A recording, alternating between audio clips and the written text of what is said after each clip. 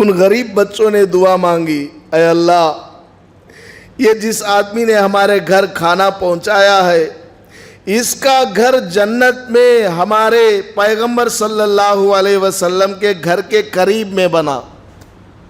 غریب بچوں نے دعا مانگی۔ الحمدللہ نحمده ونستعینه ونستغفره ونؤمن به ونتوکل علیہ ونعوذ باللہ من شرور انفسنا ومن سیئات اعمالنا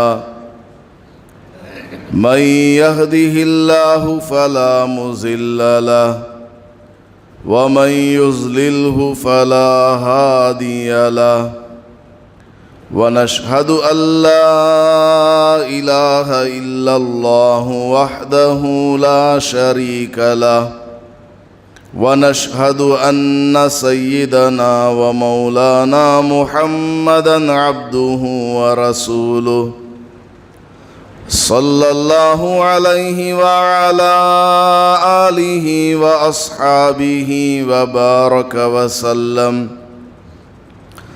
اما بعد فاعوذ باللہ من الشیطان الرجیم بسم اللہ الرحمن الرحیم وما أنفقتم من شيء فهو يخلفه وهو خير الرازقين عن عبد الله بن عباس رضي الله تعالى عنهما قال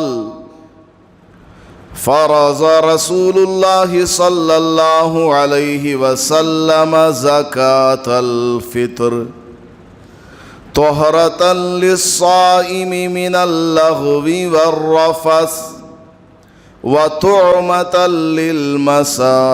للمساكين من أداها قبل الصلاة فهي زكاة مقبولة ومن أداها بعد الصلاة فهي صدقة من الصدقات أو كما قال عليه الصلاة والسلام بارك الله لنا ولكم في القرآن المجيد والفرقان الحميد رب اشرح لي صدري ويسر لي أمري واحلل عقدة من لساني يفقهوا قولي۔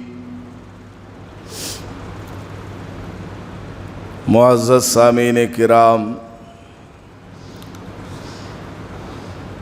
ماہ رمضان کا آخری جمعہ ہے۔ اب اس کے بعد 2 روزے یا 3 روزے اللہ نے چاہا مل سکتے ہیں،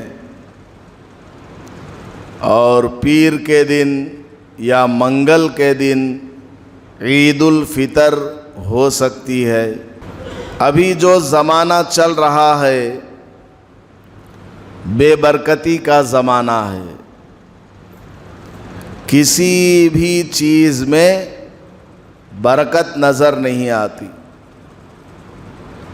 اللہ نے جن اعمال میں اور جن اعمال کے نتائج میں برکت رکھی ہے اس میں تو برکت ہے، اس کے علاوہ عام طور پر کسی بھی چیز میں برکت نظر نہیں آتی ہے۔ دنوں میں برکت نہیں، مہینوں میں برکت نہیں۔ نبی پاک صلی اللہ علیہ وسلم نے صحیح فرمایا کہ قیامت کے قریب زمانہ ایسا آئے گا، سال ایسا گزر جائے گا جیسا کہ مہینہ ایسے گزرے گا جیسا کہ ہفتہ، اور ہفتہ ایسے گزرے گا جیسا کہ ایک دن گزر جاتا ہے، اور دن ایسے گزرے گا جیسا کہ ایک گھنٹہ۔ ابھی ہم لوگ سحری اور افطاری کی تیاری کر رہے تھے، ابھی روزے کے مسائل سیکھ رہے تھے، مسجدوں کی صفائی کر رہے تھے، گھروں میں کچھ ماہ رمضان کے لیے تیاریاں کر رہے تھے۔ اب دیکھتے دیکھتے رمضان کا آخری جمعہ بھی آ گیا، 2 یا 3 روزے باقی رہ گئے، اور ہمیں پتہ بھی نہیں چلا کہ رمضان کیسے آ گیا اور کیسے چلا گیا۔ 27 روزے مکمل ہو گئے۔ خیر، یہ ماہ رمضان کا آخری جمعہ ہے۔ اب آج 2 چیزوں کے بارے میں ہمیں بہت زیادہ توجہ دینا ہے، کیونکہ رمضان کے آخری دنوں میں یہ 2 اعمال بہت اہم ہیں۔ نمبر 1 ہے صدقہ فطر۔ صدقہ فطر کے سلسلے میں رسول اکرم صلی اللہ علیہ وسلم نے صحابہ کو جو بیان فرمایا، حضرت عبداللہ بن عباس رضی اللہ عنہما نے اسے بیان کیا ہے کہ فرض رسول اللہ صلی اللہ علیہ وسلم زکوٰۃ الفطر، کہ رسول اللہ صلی اللہ علیہ وسلم نے صدقہ فطر کو ضروری قرار دیا ہے۔ تو صدقہ فطر کیا؟ واجب ہے، کمپلسری۔ کن لوگوں کے اوپر کمپلسری ہے؟ جو حضرات ایسے ہیں جن کے اوپر زکوٰۃ فرض ہے، ان لوگوں کے اوپر صدقہ فطر بھی واجب ہے۔ اور کوئی آدمی ایسا ہے اس کے اوپر زکوٰۃ فرض نہیں ہے، اس کے پاس اتنا سونا یا چاندی نہیں ہے، لیکن اس کے گھر میں اپنی ضرورت سے زیادہ سامان ہے۔ مثال کے طور پر پہننے کے کپڑے بہت ہیں، پہننے کے کپڑے بہت ہیں، کبھی کبھی پہنتا ہے کپڑے ایسے الگ سے رکھے ہوئے، مان لیجئے 5-6 جوڑے ایسے ہیں اس کے پاس، شادی کا جوڑا، ولیمے کا جوڑا، منگنی کا جوڑا، ستواسے کا جوڑا، فلاں کا جوڑا، کچھ بھی ہو، 5-6 جوڑے اس کے پاس ایسے ہیں جس کو وہ پہنتا نہیں ہے، یا پہنتا ہے تو سال میں 2 سال میں ایک بار ویسے ہی شوق کے لیے پہن لیتا ہے، وہ گھر میں رکھا ہے۔ یا عورت کے پاس اس طرح کی ساڑی ہے جو وہ شادی میں پہنی تھی، ویسے ہی برکت کے لیے رکھی ہوئی ہے۔ تو اس طرح کے جو کپڑے ہیں، اور گھر میں ضرورت سے زیادہ برتن ہے، بڑے بڑے دیگچے ہیں بریانی بنانے کے لیے 100 آدمی کے لیے، اور بڑے بڑے وہ بندے ہیں، اور اسی طرح بڑے بڑے دوسرے برتن وغیرہ ایکسٹرا۔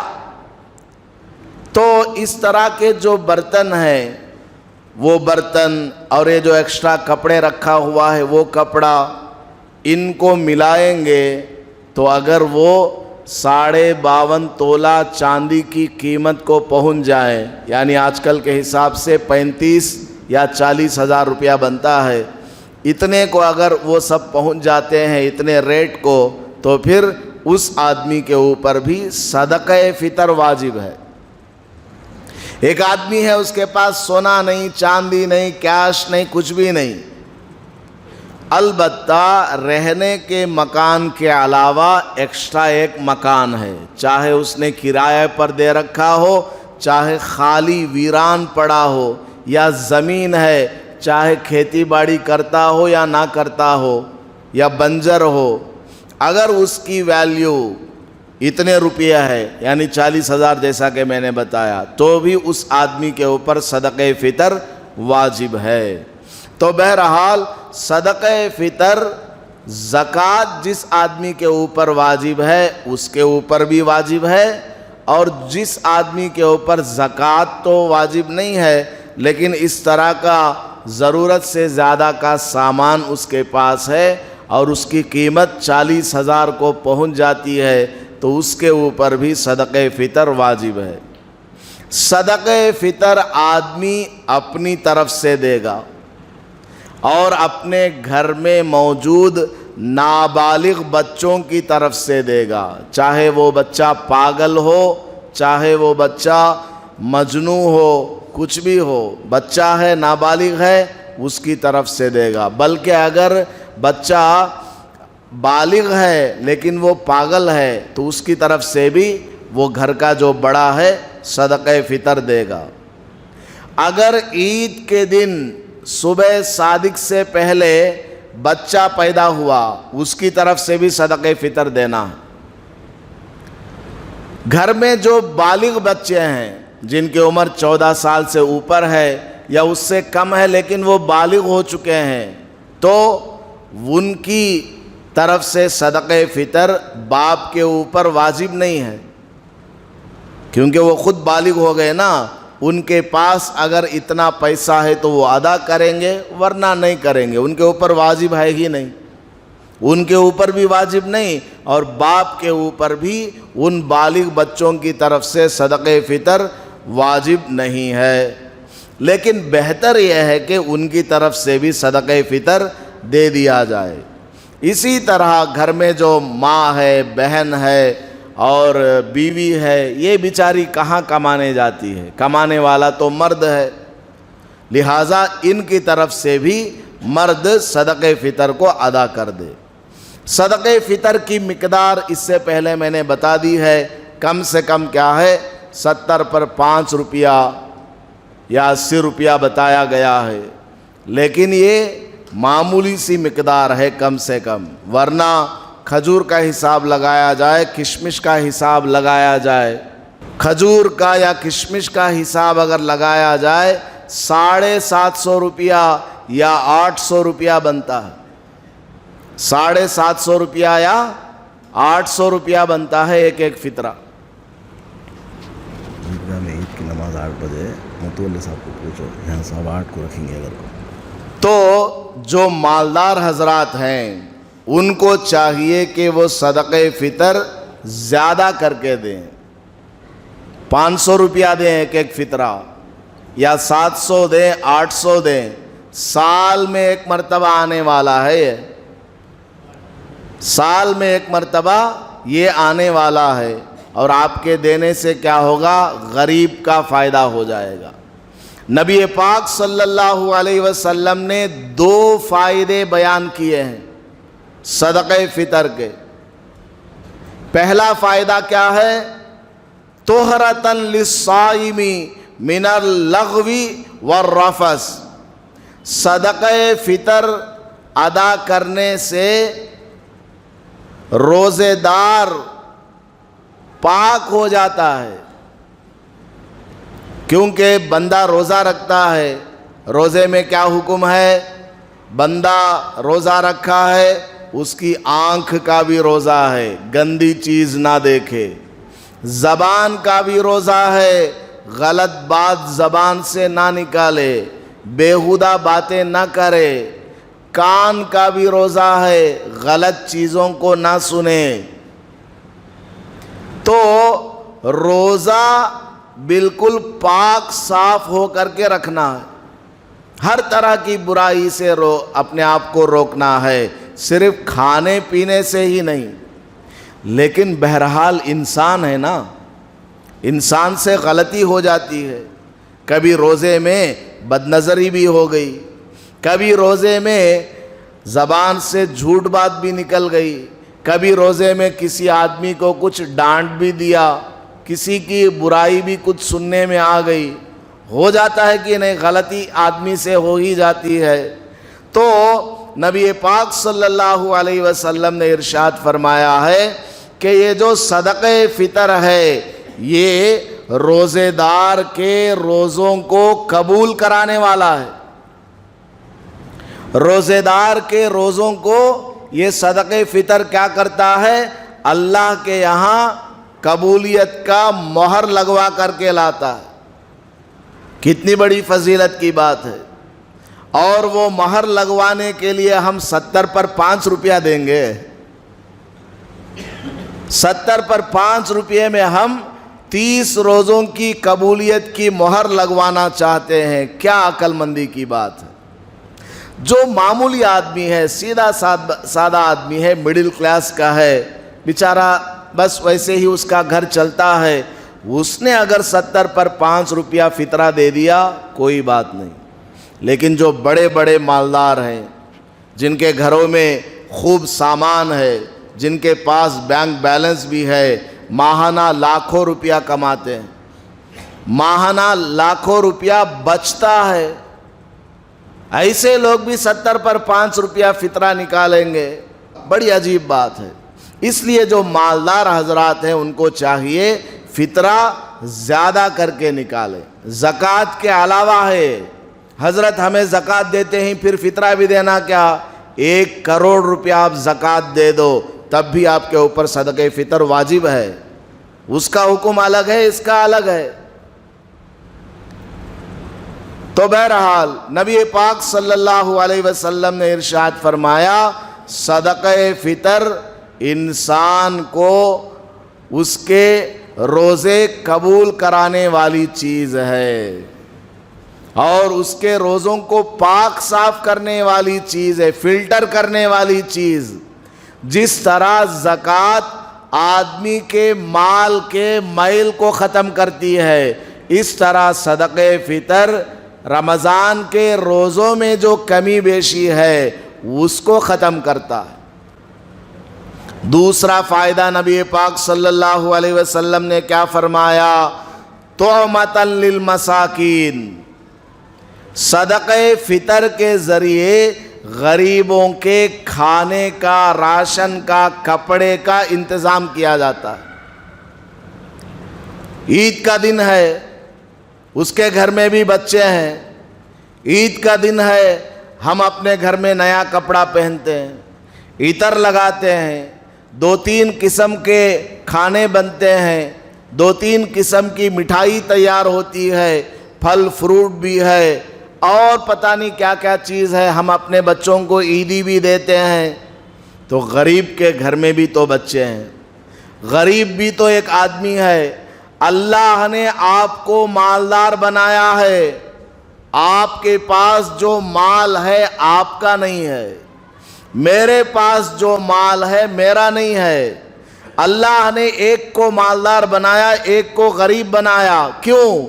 مالدار اس غریب پر اپنا مال خرچ کرے۔ سمجھ میں آ گئی بات؟ اللہ پاک نے جنت کے بدلے میں ہماری جانوں کو اور ہمارے مالوں کو خرید لیا ہے، ہمارا جسم بھی بکا ہوا ہے، ہمارے پاس موجود مال و دولت بھی اللہ نے خرید لیا ہے۔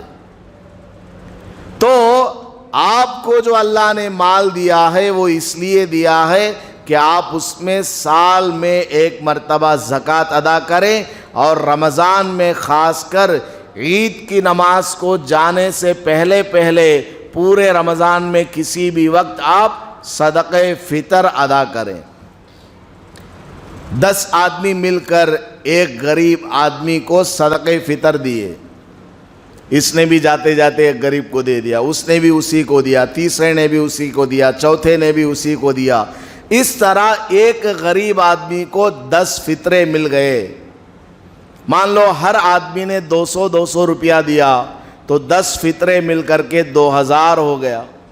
اب وہ بیچارہ کیا کرے گا؟ اس 2000 میں کچھ گوشت لائے گا، کچھ چاول لے لے گا، کچھ تیل لے لے گا، اور کچھ پیسہ بچ جائے گا تو مٹھائی بھی کچھ بنا لے گا، ہے کہ نہیں ہے؟ تو نبی پاک صلی اللہ علیہ وسلم یہ فرماتے ہیں کہ صدقہ فطر کا مقصد ہے غریب کے گھر میں کھانا پہنچ جائے، اور غریب کے گھر میں اگر کھانا پہنچ گیا، اس کے بچوں نے اگر دعا کر دی تو آپ کا بیڑا پار ہو جائے گا۔ آپ کو ایک واقعہ سناتا ہوں۔ حضرت عبداللہ ابن مبارک رحمۃ اللہ علیہ بہت بڑے اللہ والے، ان کے کلاس میں 40 ہزار اسٹوڈنٹ بیٹھا کرتے تھے، بہت بڑے محدث، اور ہر سال وہ حج کو جایا کرتے تھے، ہر سال حج کو جاتے تھے، ہر سال۔ ایک مرتبہ حج کو تشریف لے گئے اور حج سے فارغ ہو گئے، اور وہیں مکہ مکرمہ میں مسجد حرام میں نیند آ گئی، لیٹے ہوئے تھے۔ خواب میں رسول اللہ صلی اللہ علیہ وسلم کی زیارت ہو گئی۔ اللہ پاک مجھے اور آپ کو بھی اس کی توفیق عطا فرمائے۔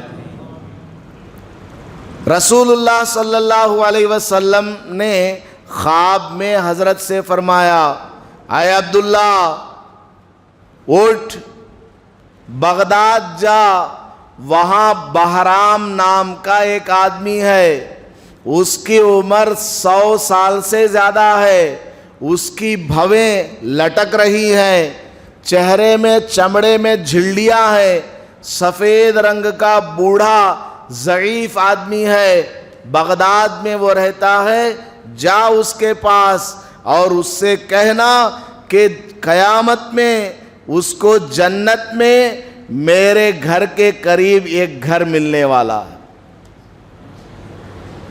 حضرت عبداللہ ابن مبارک رحمۃ اللہ علیہ خواب دیکھ رہے ہیں، خواب سے بیدار ہوئے، حیرت میں پڑ گئے۔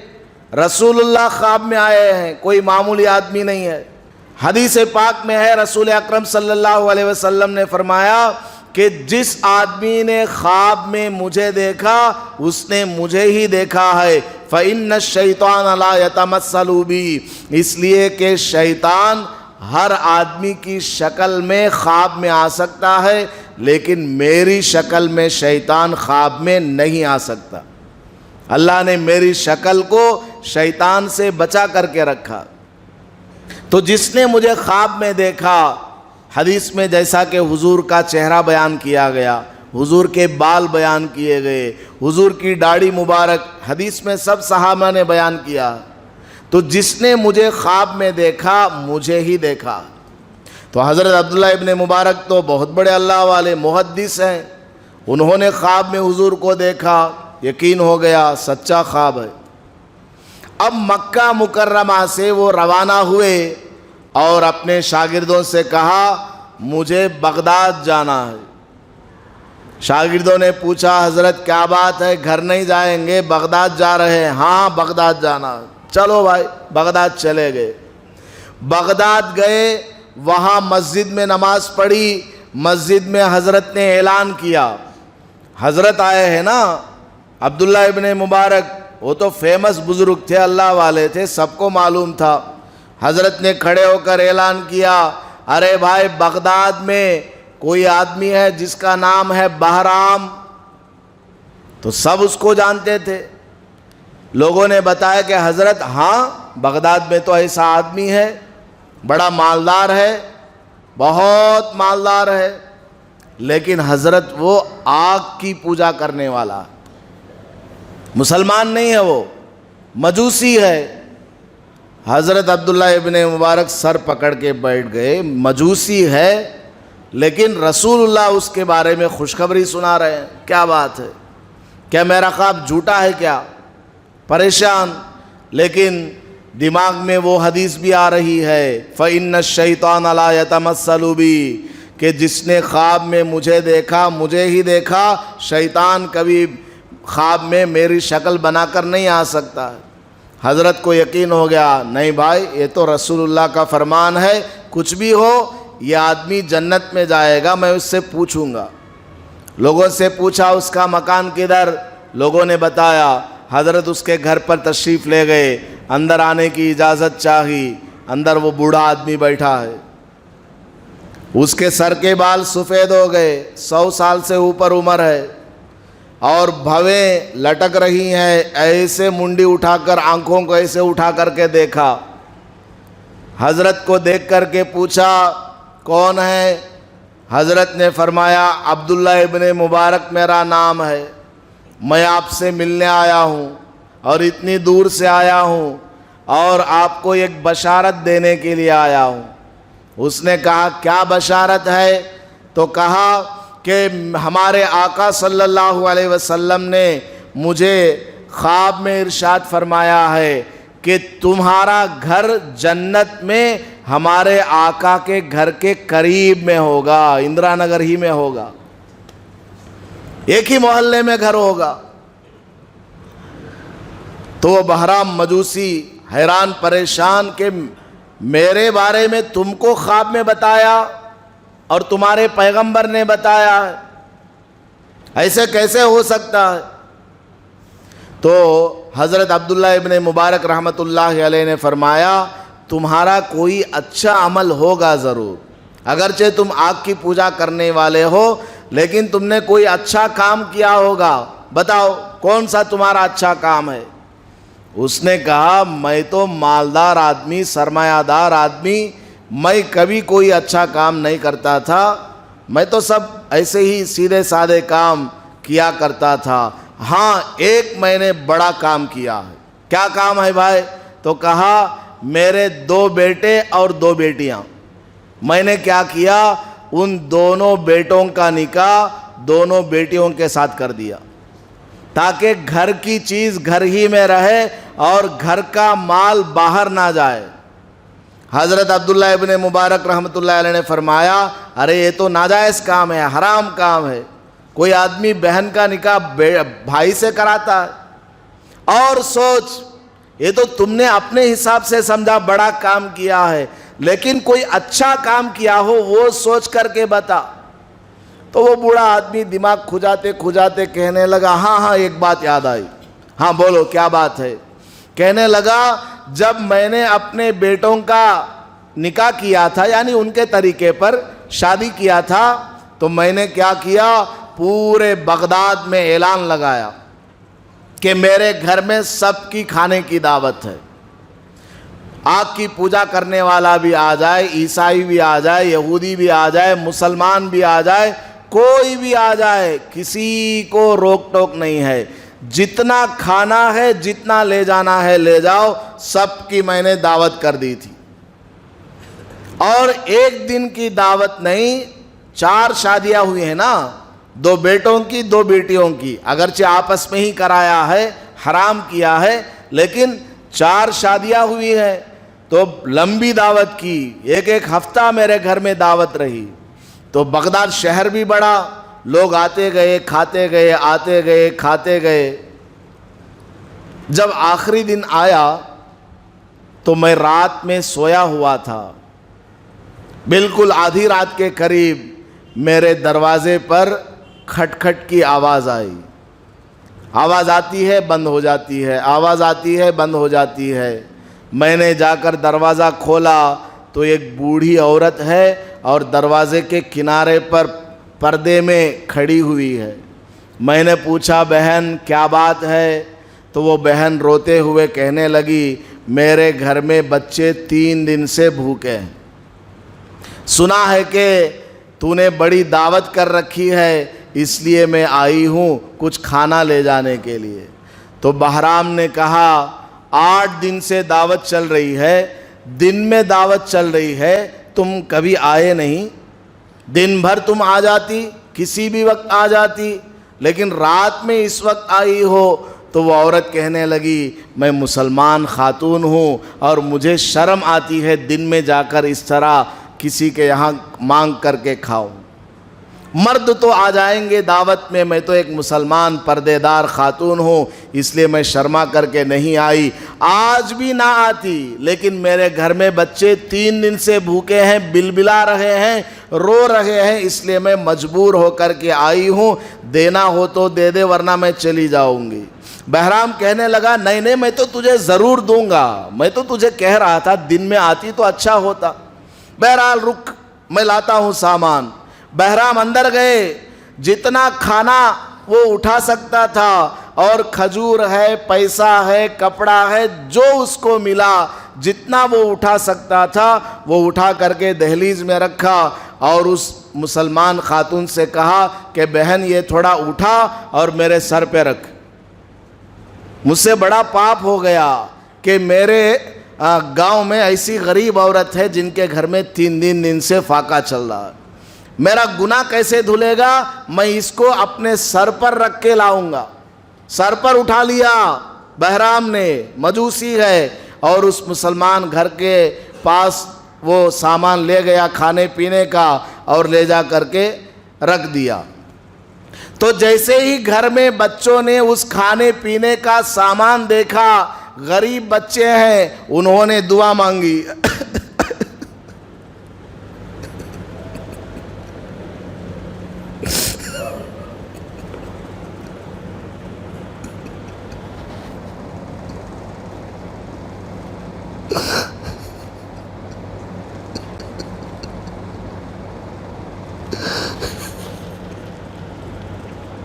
ان غریب بچوں نے دعا مانگی، اے اللہ، یہ جس آدمی نے ہمارے گھر کھانا پہنچایا ہے، اس کا گھر جنت میں ہمارے پیغمبر صلی اللہ علیہ وسلم کے گھر کے قریب میں بنا۔ غریب بچوں نے دعا مانگی تو وہ بہرام کہتا ہے، اے عبداللہ ابن مبارک، میری زندگی میں کوئی نیک عمل نہیں ہے، بس یہی ایک واقعہ مجھے یاد آیا اور تمہارے یاد دلانے پر یاد آیا۔ مجھے لگتا ہے کہ ان بچوں کی دعا قبول ہو گئی ہے۔ حضرت عبداللہ ابن مبارک رحمۃ اللہ علیہ نے فرمایا، ہاں، ان مسلمان غریب بچوں کی دعا نے تمہیں یہ مقام عطا کر دیا ہے کہ تم جنت میں جاؤ گے، رسول اللہ صلی اللہ علیہ وسلم کے گھر کے قریب تم کو گھر ملے گا۔ میرا کام پورا ہو گیا، میں نے تم کو بشارت سنا دی، اے بہرام اب میں چلتا ہوں اپنے گھر۔ تو بہرام کہنے لگے، عبداللہ کہاں جاتے ہو؟ میں آگ کی پوجا کرنے والا جنت میں کیسے جاؤں گا؟ چل کلمہ پڑھا، مسلمان بنا، کلمہ پڑھا، مسلمان بنا، ابھی میں مسلمان ہوتا ہوں تیرے ہاتھ پر، کہ تیرے پیغمبر کتنے سچے ہیں۔ 1000 کلومیٹر دور تو رہتا ہے اور تیرے خواب میں میرے بارے میں حضور نے بتایا۔ حضور کو کیسے پتا اس واقعے کا؟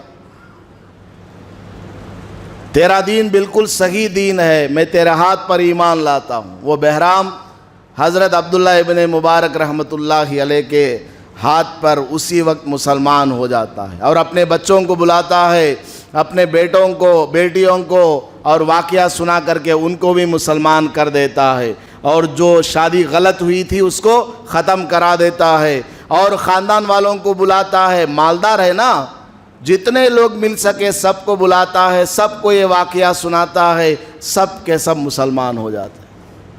تو غریب کے گھر میں کھانا اگر آپ نے پہنچا دیا، کسی غریب نے آپ کے لیے دعا کر دی، تو پھر کیا ہوگا کچھ پتہ نہیں ہے۔ کافر کو ایمان کی دولت مل رہی ہے، اور کافر کو جنت میں رسول اللہ صلی اللہ علیہ وسلم کے گھر کے قریب میں گھر مل رہا ہے۔ معمولی آدمی نے حضرت عبداللہ ابن مبارک، تابعین کو دیکھنے والے بزرگ ہیں، وہ صحابہ کے دور کے آدمی ہیں، بڑے اللہ والے۔ تو صدقہ فطر کا مقصد کیا ہے؟ غریب کے گھر میں کھانا پہنچ جائے۔ اس لیے جو مڈل کلاس کے لوگ ہیں 70 پر 5 روپیہ یا 80 روپیہ دیتے ہیں، ٹھیک ہے، لیکن جو مالدار قسم کے لوگ ہیں زیادہ دیا کریں۔ کھجور کے حساب سے فطرہ نکالے، 700 روپیہ 800 روپیہ بنتا ہے۔ کشمش کے حساب سے فطرہ نکالے، جو کے حساب سے نکالے، 500 روپیہ 700 روپیہ زیادہ کر کے آپ دیں گے، جتنا آپ دیں گے اللہ اس کا بدلہ ضرور دے گا۔ تو ایک کام تو ان آخری دنوں میں کرنے کا یہ ہے۔ ویسے پورے رمضان میں کبھی بھی آپ صدقہ فطر دے سکتے ہیں، لیکن ابھی تک نہیں دیا ہو تو عید کی نماز کو جانے سے پہلے صدقہ فطر دے دینا ہے۔ اور دوسرا کام کیا ہے؟ رمضان ختم ہو رہا ہے، बरकतों वाला महीना चला जा रहा, रोज़े की बरकत वाला महीना, सहरी की बरकत वाला महीना, 20 रकात तरावी वाला महीना, दुआओं को कबूल करने वाला महीना, मग़फ़िरतों वाला, बख्शिशों वाला महीना, ये चला जा रहा है। तो हमें क्या करना है? आखिरी दिनों की कदर करना, ख़ास करके आखिरी रात में इबादत करना। लोग ताक रातों में तो जाग लेते हैं, आखिरी अशरे में ताक रातों में इबादत कर लेते हैं, लेकिन ईद की रात में इबादत नहीं करते।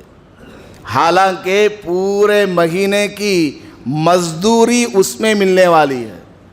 ये जो लास्ट दिन है ना, जैसे मगरिब में चांद नज़र आ गया, कल ईद है, तो मगरिब के बाद से लेकर फजर की नमाज तक ये जो रात का वक्त है, इबादत का वक्त है। लैलतुल जाइज़ा इसको कहा जाता है। ऐसी रात जिसमें बदला दिया जाता है, इनाम दिया जाता है।